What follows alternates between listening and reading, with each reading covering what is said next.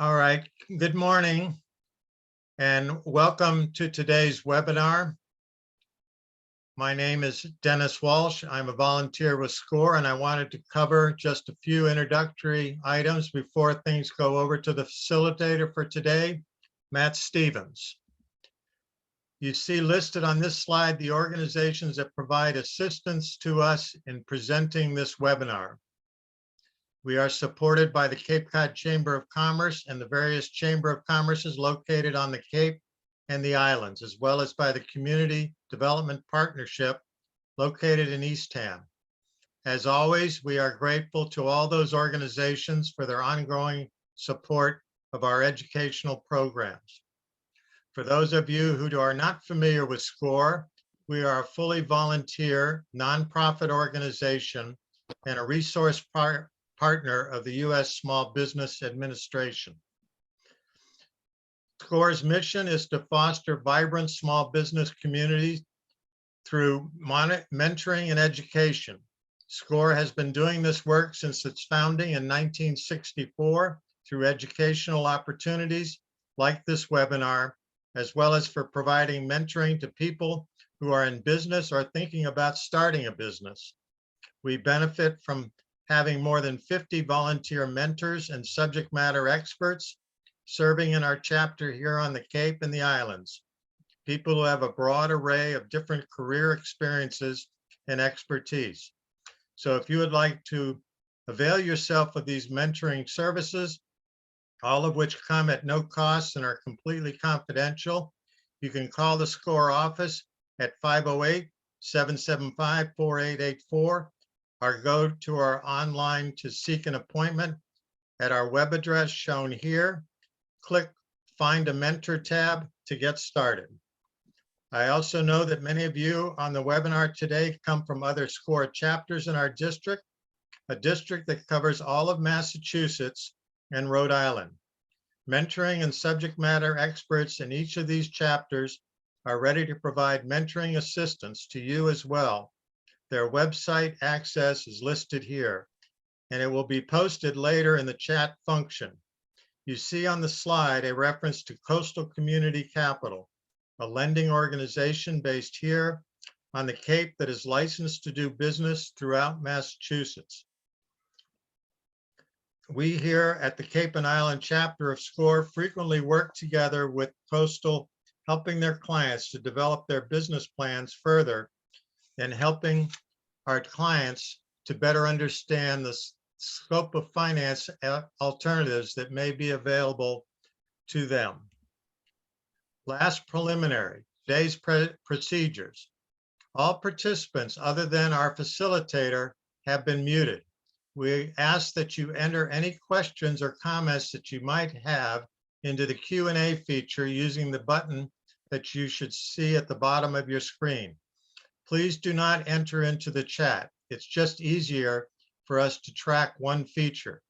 We will answer as many questions as we can during the course of the discussion.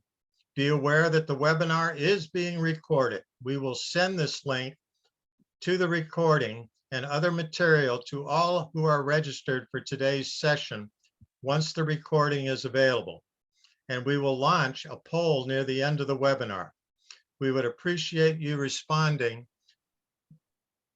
to the recording, to poll before you leave. It helps us to make sure that our educational programming is meeting the needs of our small business community. And now I will turn things over to our facilitator, Matt Stevens. Good morning, guys. My name is Matt Stevens. Thank you for joining me this morning. Let me get my camera down a little bit. Whether you're from the Cape, from Worcester, or anywhere else in Massachusetts and Rhode Island, I say those two because that's where I'm from. I'm glad you guys chose to join us. I've been a subject matter expert for SCORE for about a year now, focused in email marketing, SEO, and marketing automation. And today I kind of wanted to go over the basics of email marketing from an insider perspective. I've worked for some pretty large companies within the email marketing space for a number of years. I'm going to focus today on MailChimp and Constant Contact. If you have another tool, that's perfectly fine, but Let's jump right into it. So I'm going to share my screen for you guys to see. We'll run through this slide. Alrighty, so first I just want to talk about really what we're talking about. I'm going to keep it brief. I know you guys want to get to work, but I split this down into 3 parts. You have your foundations, right? A lot of this is the setup, building a list, uploading a list segmentation, and just miscellaneous setup.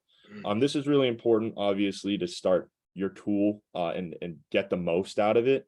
List segmentation out of those 4 is by far the most important, and we're going to dive deep into each of those sections. If you have any questions, once again, send it right through to the Q&A app. Second is design. One of the most common requests that I had when I worked with Constant Contact is for email templates. A lot of people sent in, said, hey, I need a template. I really want to go over the basics so that you guys are comfortable with designing your own. And you can save that money, bootstrap it in other ways. But also newsletters and landing pages, 2 other extremely important pieces of successful email marketing. And then onwards, you'll see what that is. So getting started, I wanted to compare the 2 big names in the industry.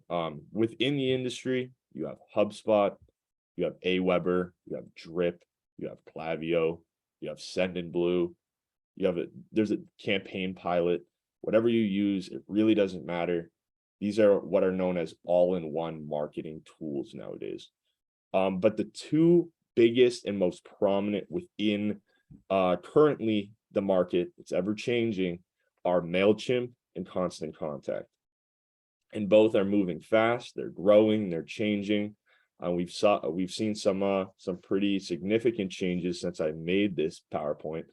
Right now, MailChimp is a free tool, up to 500 contacts. It used to be 2,000, but if you're just starting your list and you really just need a tool to start logging in contacts and focusing around just sending out solid, small email blasts to those initial customers, MailChimp is your guy.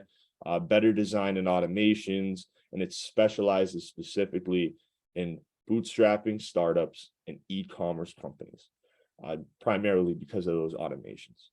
On the other hand, Constant Contact is known for being very solid for real estate, nonprofits, organizations, and other larger companies.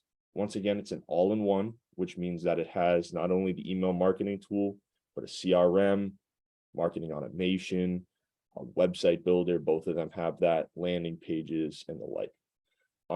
But Constant Contact is mainly known for their better customer service and small business help. They have a really nice knowledge resource center. So one thing that I would say is the most primary conversation is how much you want to spend. You have the basic tools, free versus 20, and then you're looking at the standard or the email plus 17 to 45. There's a reason these are so important. Yeah, Dennis? Matt, I did have a question. Is there a free CTCT offer or all paid? Most of them, so every single thing from Constant Contact, unfortunately, is going to be paid some way or another. They do have this package, what's called the website builder, which is usually $10. But I would say that for what you need to get started, that email basic is going to be enough. It's going to allow you to send newsletters, build a list, and that actually ends at 500. So both sides, MailChimp is completely free, up to 500 contacts. Constant Contact is $20, up to 500 contacts. So when you're making a decision, really it comes down to the differentiation factors, which we'll get into. But really they're designed to make business email marketing more efficient, less time consuming, and really just get your info to the places that they need to get. The reason these are so important is because it helps you avoid the spam folder. And with a really concentrated market in every industry nowadays, everyone using this tactic, you want to stand out. You want to make sure your message gets through.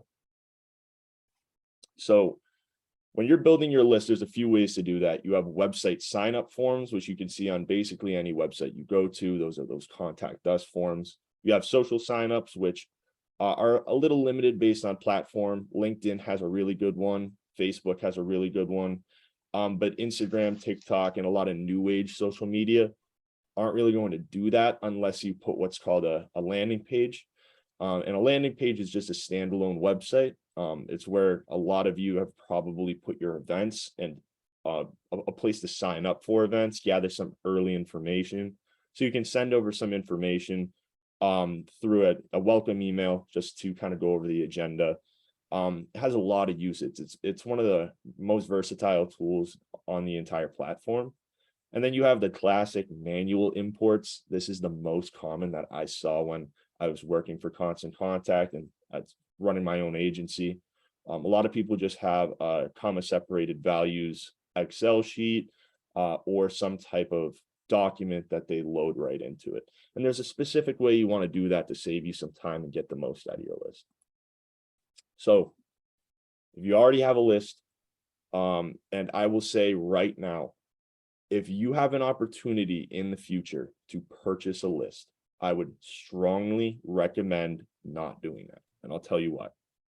Constant Contact and MailChimp and a lot of other email marketing platforms run on what are called whitelisted servers, which means that they are listed as verified senders on Gmail, Outlook, Yahoo, iCloud, a lot of the larger email providers. And what that means is that that's how it's going to allow you to avoid spam. If you purchase a list, you puncture that veil and you risk being collected and put into spam. Any spam reports that you gather is almost like a vote against you from your audience. So sending cold emails is not like giving cold calls. It's a little bit different. Try to grow your list organically. And once you have that list, or if you have it already, then upload it right into your doc. And basically has the same process. So if we're taking it step by step, you have MailChimp and you have Constant Contact. Constant Contact has your giant list. The full master list is what is called your contacts. They're all the people within your platform. MailChimp is a little different. MailChimp, you can have multiple giant lists of contacts, which are known as audiences. I would recommend, if you're a small company and you're just getting started, keep it to one audience. You do not want to overcomplicate it yourself. But Constant Contact only has that one list. And when you're importing contacts, what you want to do is you want to go to where your contacts are found within the platform. Constant Contact, you're actually going to have a button at the top right. It's a blue button that says add contacts. Just click on that, you're good to go. MailChimp, what you want to do is you want to go to contacts, and there's going to be a small banner in the middle of the screen. You click add a contact, import contacts, and what you want to do on both sides is upload an Excel file. Excel is fine, but what most email tools are going to prefer is what's called a CSV file, or a comma separated values file. And you can actually get a CSV file from downloading any Excel sheet. You just have to save as and then choose the type of file and select that CSV file. After you upload that, you want to categorize it. And this is the most important part. You want to make sure that you use those headers that you had within your Excel sheet or that you took from another platform like your CRM. You want to make sure you match them with the right headers within MailChimp and Constant Contact. So first name, last name, company name, job title, maybe where you met, where they signed up. And really that's going to help you seamlessly bring that list into that new tool.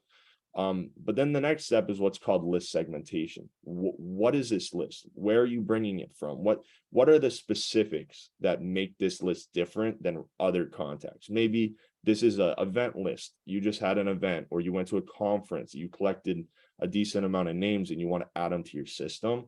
You want an opportunity to segment them into a different list so you can take that information and use it to your benefit in the future. And you can do that through tagging and adding to separate lists.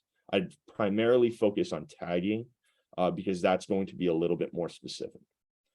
And then the updates really means when you have new contacts and when you have new lists, or if you have specific information that you've learned that you want to update.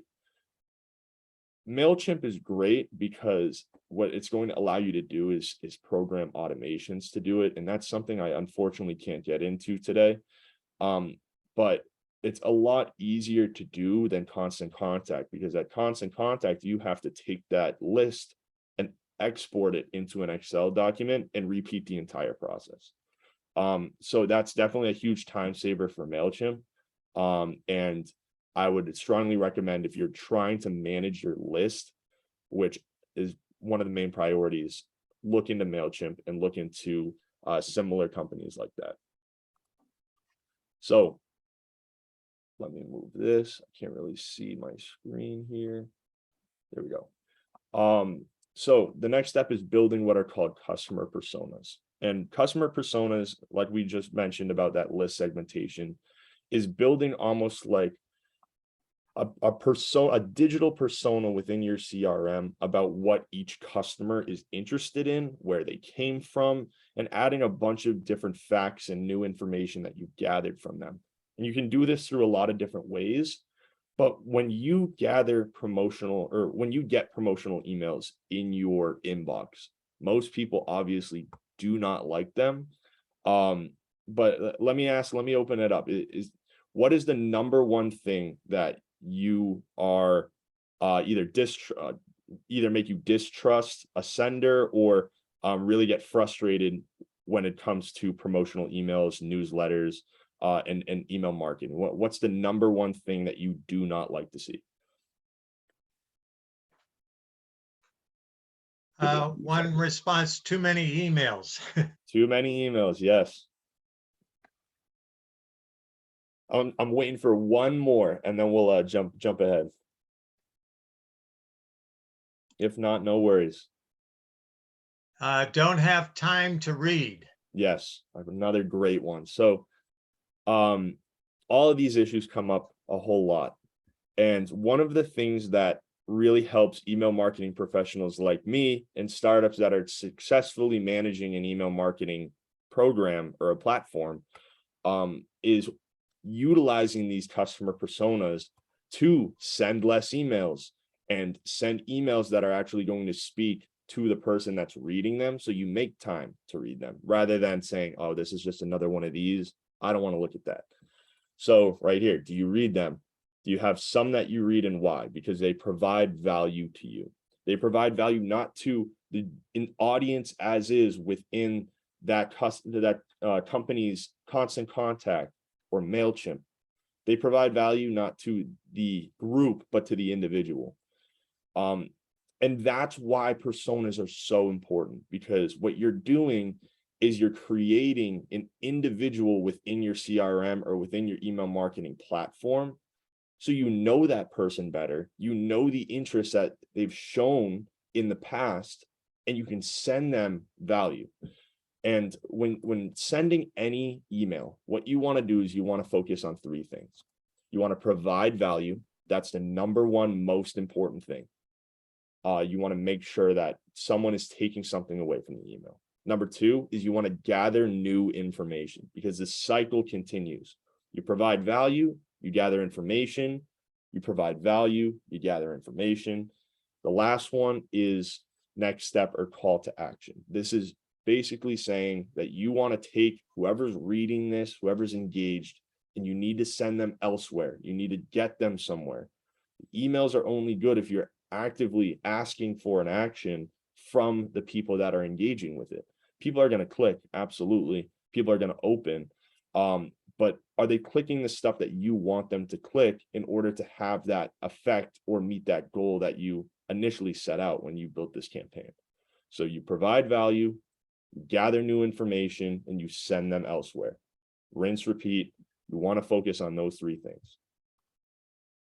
So what is value? I mean, you guys all know what value is. I mean, it's a centerpiece of every business. The only way a business is successful is if you give value to your target market. So let's make sure you're doing that within your email. Giving your customers a reason to open every email is not easy.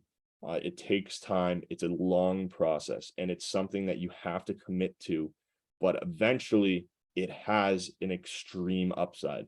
So to offer value, you need to know your customer demographics, their interests, content preferences. Like, do they like videos? Do they like photos? Do they like infographics? Do they like helpful tips? Engagement. What are they consistently doing within your newsletter or within your emails? And how can you replicate that in a fresh and new way and provide more value? Past purchases. What have they purchased from your storefront in the past? What services have they acquired in the past? And why is that important? Because you know that down the road, they're probably either going to reuse that or re-need that, or they may try to get some supplementary good or complementary good that's going to give them more value. And the last thing is their schedule. A nonprofit that is focused on college kids has a completely different sending schedule than a business that's working 9 to 5 every single day. You want to reach your customers when they have that time to read. And that goes back to that answer. They don't have time. If you're sending it to someone when they don't have time to read, they're not going to read that email. A lot of people check their emails in the morning, at night, during lunchtime at work, right at the beginning of the day, like 9 a.m. So find out what your customer wants and use that to your advantage. The next is list segmentation, and this ties into that value part. It's the next step. It's gathering information. So you sent an email, you provided value, you've given them something that they can really use, but you need to take something from that email that you can use for the future. How are you going to know what type of value you can drive in the future if you're not consistently learning about your customer and creating those customer personas? So list segmentation is really just building audiences, lists, fields, groups, segments. There's a lot, I know, and tags based on popular characteristics. And there's a lot of different ways to segment your list, but I want to make it as simple as possible because this is the most important thing within any email marketing platform.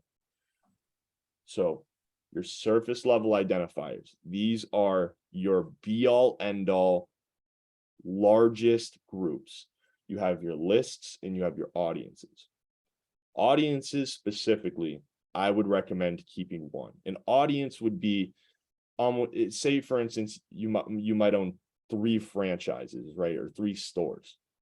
Those may be different audiences because there's a specific part of the demographics that is completely separate, and promotions will only be reflective onto those specific locations.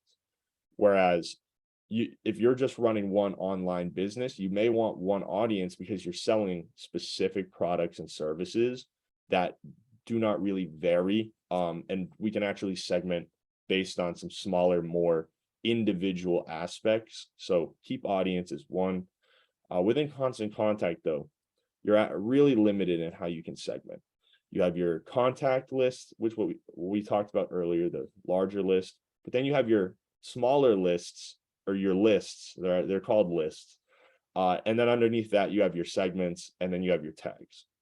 So unfortunately, you need to use your lists proactively. And what I always recommend is hashing them out into 2 separate groups. What you want to do is you want to create lists for your services and lists for major pieces of your target market. That way, whenever you send an email and you have people engaging within particular services or within areas within your target market, that way you can select them, put them right into that list, segment them. That's that new information that you've gathered. You may want smaller lists for click segmentation, which is something that we're going to get into, not today, but within another workshop coming up, which allows you to automatically segment contacts that engage in your email into a particular list. So really dividing them into what are called parent lists, which are those services and those target markets, and childless, which are those click segmentation opportunities. Those are your surface level. I know it's really complicated. I should probably keep it a little more surface level. The next is groups and fields. So primarily fields are that first name, last name, job title, company name that you typically see with every single one of your contacts within Constant Contact or MailChimp. And what are so great about fields is they play into what's called dynamic content within emails. You want to keep your fields fresh because there's information that may be crucial for you to know about a customer that you need to either collect on a sign-up form or you would like to learn through consistent emailing. And that would be called a custom field. To have an example, right? As a marketing agency, I do a decent amount of marketing services. I do SEO, I do email marketing, I do a decent amount. But really, I just wanted to mention that because not all customer wants the exact same service, just like any of you. So what I'd like to do is use custom fields to figure out what service primarily that they're looking for. And that way I can send them out a dynamic welcome email introducing them to really what I do with my marketing agency. Just like any one of you, if you run a store, if someone comes in or if you learn from a specific event or a social media campaign that they primarily like, I don't know, sweatshirts, right? Maybe you can send them that initial email specific to the sweatshirts that you have in store. And groups are a little bit more flex. They're specific to MailChimp. I don't want to give you too much information about each. I don't want to really get you jumbled in kind of the woods here. But groups are really an opportunity to segment larger groups down into specifics. And what I mean by that is you have your audience within MailChimp. What you want to do is, since that audience all is that larger target market, you may have smaller target markets within that audience that you want to separate out in order to use in future campaigns or send specific campaigns to them. For instance, say that you're running a nonprofit and maybe you're focused on providing sports to either inner city kids, or you may have different groups based on locations, right? You may have a group called Boston, a group called Chicago, a group called San Francisco, and each of those, obviously they're different locations, but you're providing that same overarching service and it's the same target market. Maybe it's all the schools within that area. That's really how you use the group section of it. And again, I want to keep it as surface level as possible because these are really, really giant topics. But then the next level is segments and tags. And segments aren't as important as tags are, and I want to focus on tags here.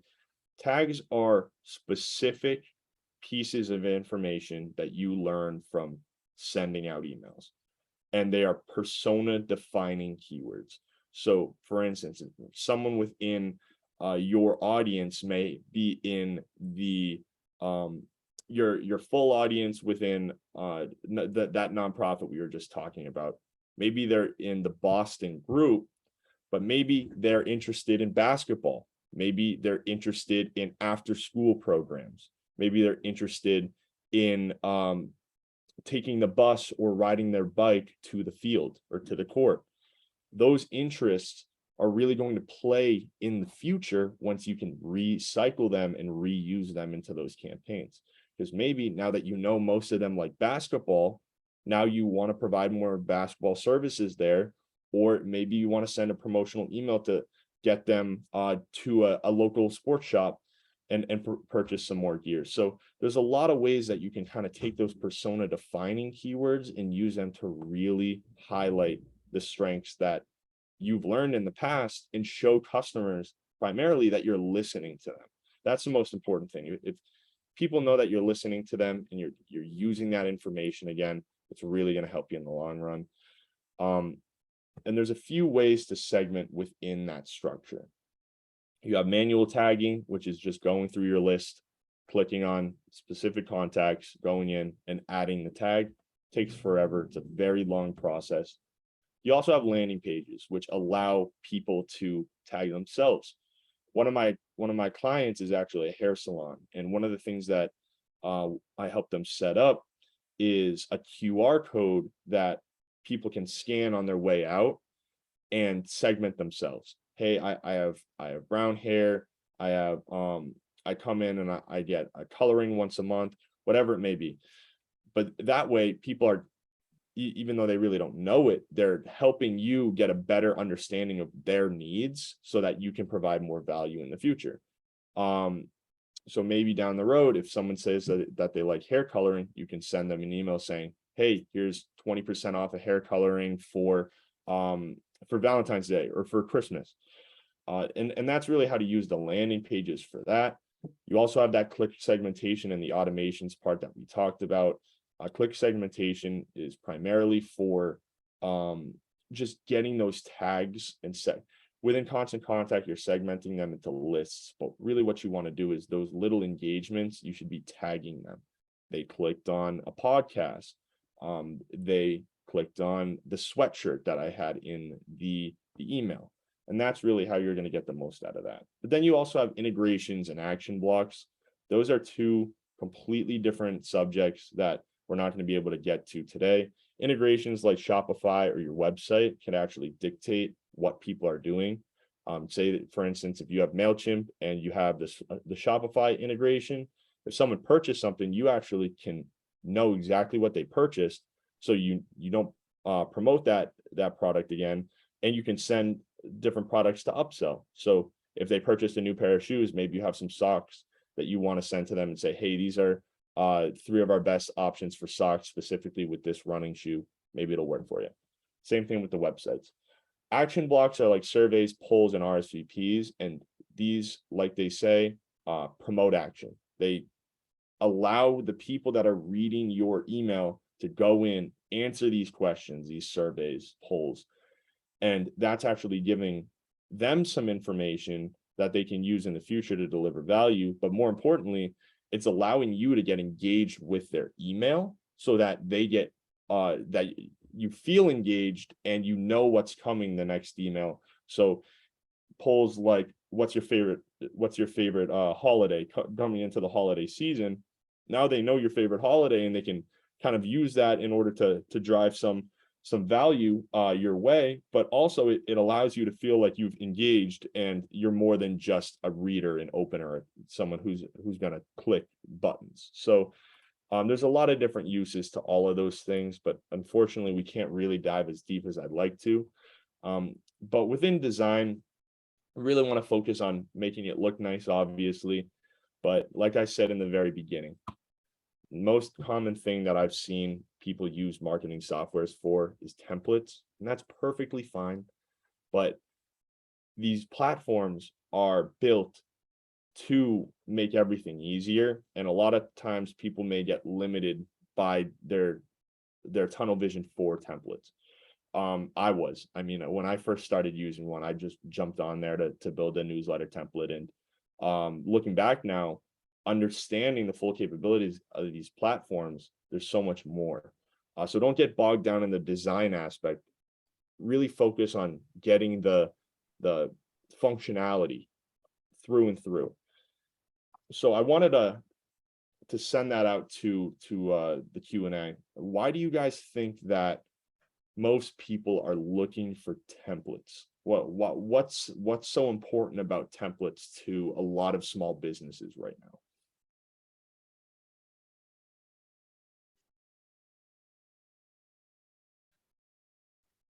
Easier to execute, Yes, that's a saving time. great answer. No, that's perfect. Well, if there's any more that come in, shout them right out. But really, they are time savers. And a lot of people, what they do is they have a template created for them. They copy and paste content into it and they send it out. And that's great. It's going to consistently get clicks and get opens, but it's going to plateau. because what that's not doing is it's not taking advantage of that list segmentation and the customizability of each of these, the versatilities of the template design platforms that you have at your disposal. So here's an example, right? So if you send someone, say for instance, you didn't have Constant Contact, you didn't have MailChimp, but you send someone this email, which it's a photography studio grand opening, and you're just basically reaching out and saying, hey, thanks so much for being there for me throughout this process. My studio is just becoming or just opening, and I'd love to see you there.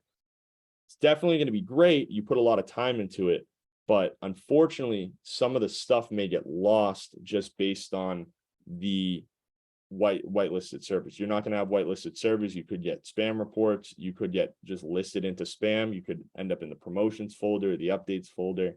And that's why these platforms are so great is you're getting that information right over to your target market. But also, this isn't a memorable email. And it's also going to take a decent amount of time if you really wanted to focus on personalizing it. And just like we mentioned, templates are going to act as a time saver for you going forward. So I actually, oh, hold on one second. I'd like to go back real quick. So here's just an example of a really solid template.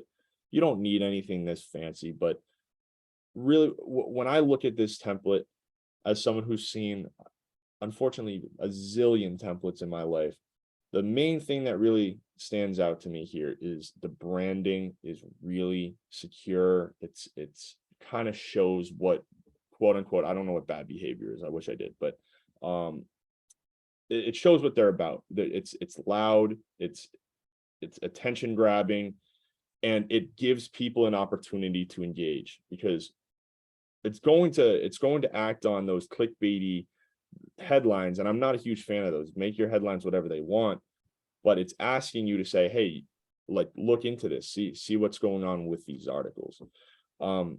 So if I were sending a template with a photography studio, what I may want to do is, rather than just sending out that small little blurb, I'd want to put in some visual imagery that you take in and showcase your work on a customer facing level to say, hey, this is what's up at the gallery.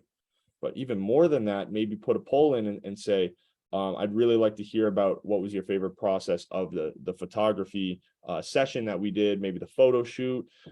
Maybe you want to put a quick article on how you set up the gallery so that they could hear the story, and just kind of sew them into the fold and give them a background on what you're doing, rather than just sending out that information. Allow them to get engaged.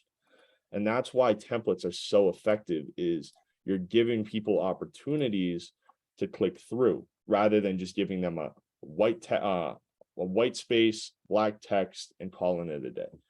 And then we get to the dreaded newsletter. And I'm a fan of newsletters if you use them in the right way. They build customer personas easily through click segmentation. They're really going to give you some new information and allow you to list segment a lot easier. They're going to drive consistent engagement, especially with an engaged audience. And they're going to build your brand and deliver value over time. And build your brand is so important, because if people know exactly when you're going to be sending out newsletters, and if you provide value in those newsletters, they're never going to forget about your business, because you're always keeping yourself front of mind.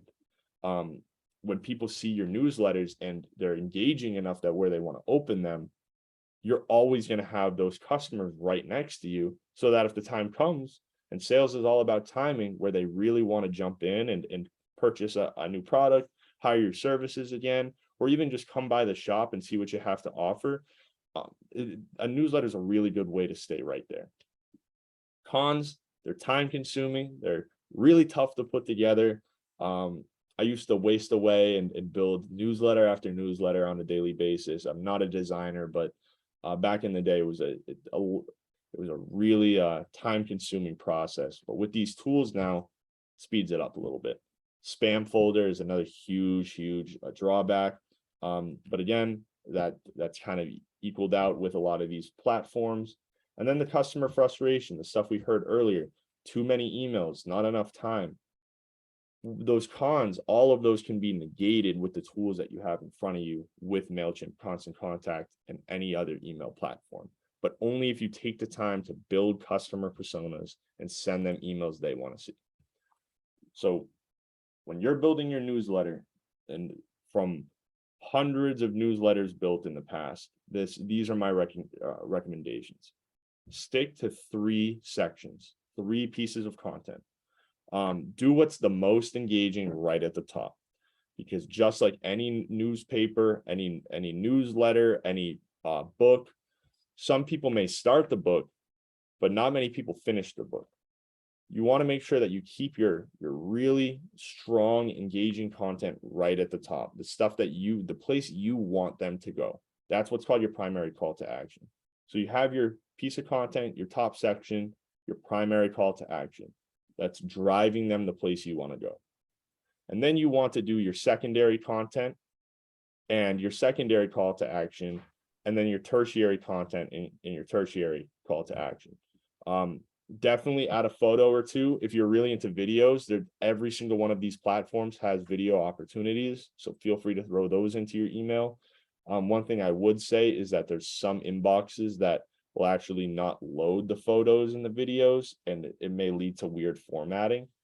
So definitely tread lightly, keep them small so that emails can load them. And the most important thing is a consistent send time and value, and providing value. If you focus on sending your email at the right time, it's going to have a better effect. And that takes time to figure out what the right time is. Within MailChimp, you have send time optimization tools that you can actually just ask MailChimp, hey, what's the best time to send this email? And they'll send it for you. But some of you may not have that tool, or some of you may just want to do the old-fashioned way. Test it out. It doesn't matter the first few sends, if you're sending it at 2 a.m., at 9 p.m., anywhere in between. Just focus on sending it and see how people respond within your target market. And if you find something that really works, stick to it and be consistent. Just keep going. Matt, just a point here. It was said that someone is showing his video and it's covering the slides. I'm not sure. I mean, I'm not seeing that, but So I'm showing a video, you said? yeah, that's what they said. Is it our video? Is it me and you? I don't believe so. All right, slides are clear. Oh, okay. It's just okay. So I do have a few examples, and if I have some extra time, I'll go ahead and open it. But I want to just make sure we cover everything, and then we cycle back with any questions. So real quick, this is the send comparison between the 2 tools. And if you have any takeaways within the chat, if you guys want to shout them out, feel free. I'm just going to go over a few of the things that are most likely going to assist you guys with sending. So MailChimp by far is a lot easier to understand at a eye test. There's only 4 parts. There's the ad recipients, the ad from, the ad subject, and the design email. Obviously, the design email is where you design the email. Constant Contact's a little bit different. You have the when to send, you have additional options, you have campaign info, and then you have your recipients. Even though it looks different, it's the exact same stuff. Your recipients are who you're sending the campaign to. So if you're building personas, you can send them to smaller groups. If you want to send it to your master list, that's probably going to be the default. All of your campaigns are going to be set up ready to send to your entire audience or all the contacts in your platform. But the most important thing is you want to customize the recipients and how they get it. If you're collecting first names, I would absolutely recommend making sure that when you click on add recipients right up at the top right here, or over at the select recipients and select, what you can actually do is you can send it so that when they get it, they see their first name. And that it in and of itself has a lot more value with click or open rates, excuse me. The from is a little bit different. This is who the email is coming from. So one thing I would definitely mention is try to use a domain that you own. Using Gmail is fine, or using iCloud or Yahoo, that's fine. But a domain that you own that's verified within the platform is really going to help with making sure that you get to where you want to go. And the from name is actually going to allow you to type in a recognizable name. So don't use your own name unless you're your personal brand or you're a real estate agent. Try using a few different combinations. Use maybe for me, Matt at Chatham Oaks or Matt Stevens. It completely depends on really how you feel, and send out a few to see what works. But that's the from name. The subject is the most important part for open rates. You want to keep your subject brief. Just keep it under 8 characters. If you want to use an emoji, just use one. But you want to make it so that it's enticing. If you're sending out promotional emails, put the promotion right in there. If you're sending out a newsletter, what's something crazy that happened within the business? If you're sending out tips, here, make it a little bit more enticing for people to see the tip. Here's the number one way to stop pipes freezing in the winter. Whatever it may be, obviously you don't want to be clickbaity. You want to just make sure that you keep your brand voice similar throughout all the mediums of your marketing. If you're not into those clickbaity subjects, don't do them. If you just want to say newsletter number 3, that's fine. But make sure that your customers are prepared for that when they sign up for your newsletters in the first place. And the last thing is obviously the content. There's some other factors like the A/B test right in the middle of constant contact, but for now we're really not going to jump into that. That's a whole nother like 9-layer cake that we'd have to unpack. So we're going to save that for a different day. So we talked about landing pages a little earlier, and like I said, they're a pocket knife of marketing. These things can be used for literally whatever you need, whatever you want. Primarily, they're used for sign-up forms, trying to get people onto your list in an effective way that's going to give you information about them, and also giving them an opportunity to provide some extra information that you can use within a welcome email or at the event. So what I would say is, when you're building a landing page, and I think I actually have a slide right here, all the different things that they can be. You can have it as a product page, a coupon page, sign up page, event RSVP, a calendar, information page, on and on and on and on. Temporary website is one that I've been seeing more and more often. But with these landing pages, with how versatile they are, what you really want to focus on is the same thing that you're focusing with emails. Gather information, provide value, and send them somewhere else. It's the same thing. When you're designing landing pages, if you have a brand guide, if you have specific colors, fonts, imagery that you use for your brand, use them on your landing page too. Make it consistent, so that when people open your landing pages, they know exactly who you are, they know where they're going, and they know that they're in really the channels of a company that they trust. A lot of times when you're using landing pages as sign-up pages, one of the things and one of the perks that you can utilize is putting those custom fields, or on MailChimp, even groups, into that sign-up page.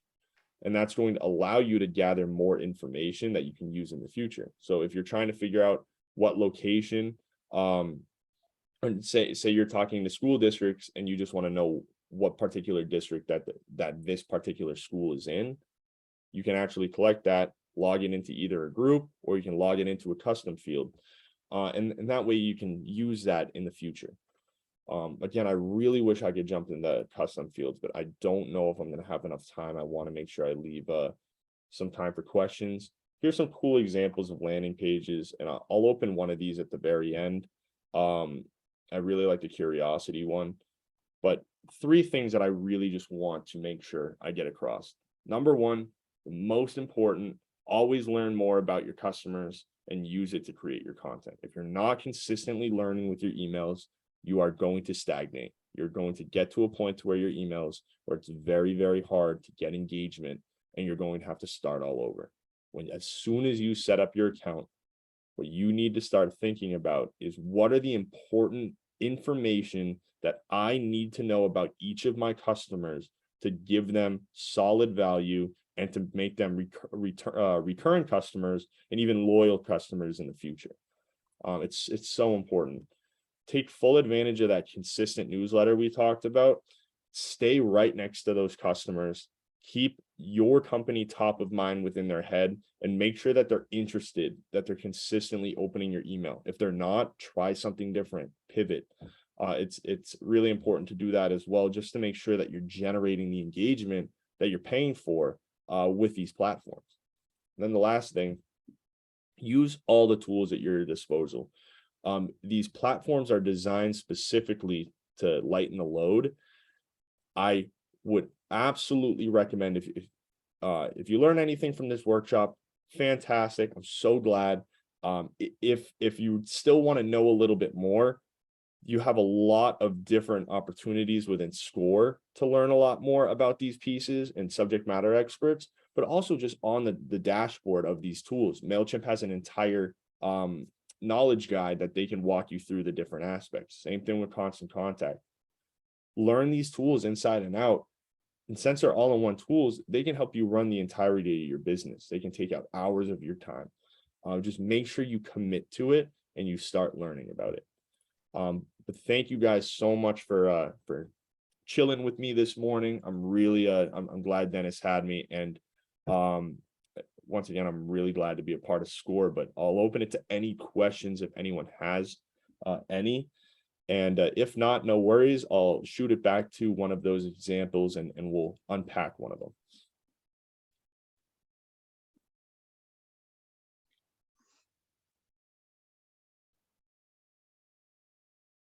And while we're waiting, I'm actually going to go back and do that.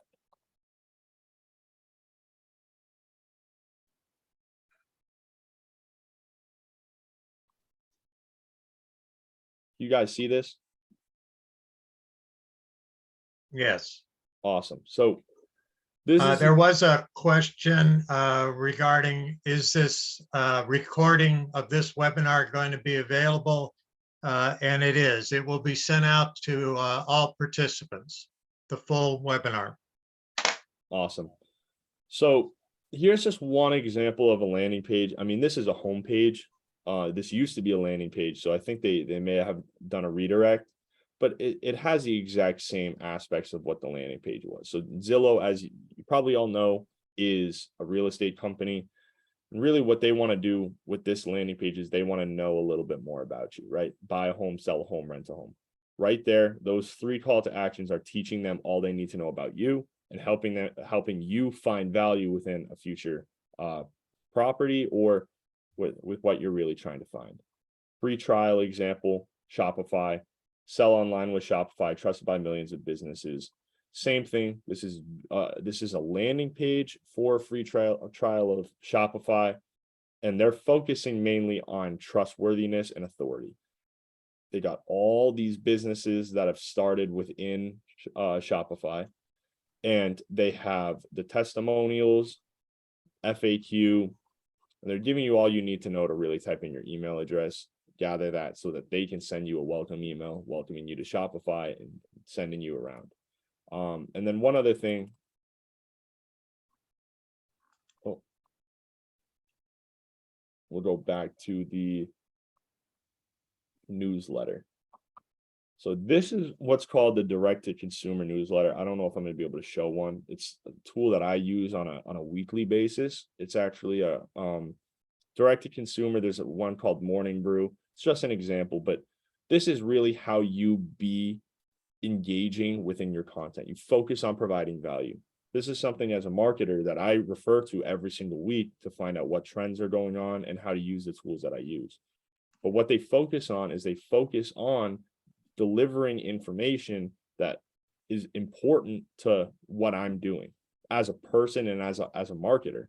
So focus on your target market and focus on delivering information that they need in order to have a better life, I don't know, solve problems, whatever it may be.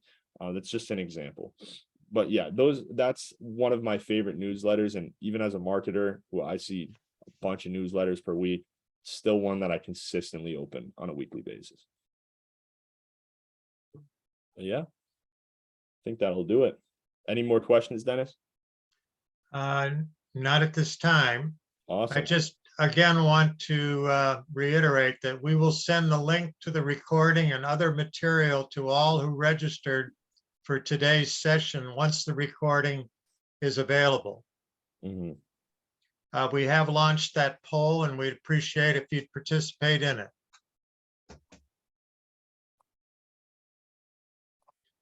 And I want to thank everyone who attended. And Matt, that was a great presentation. We really appreciate it. Thanks, Dennis. Thanks, everyone. I really appreciate sitting down with you guys today. Thanks again for giving me a little bit of your morning. And I'm really happy to be here.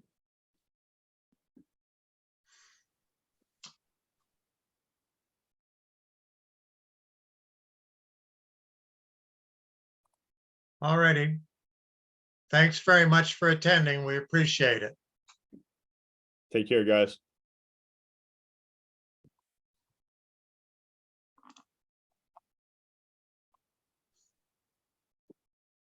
Okay, Matt, that went really well.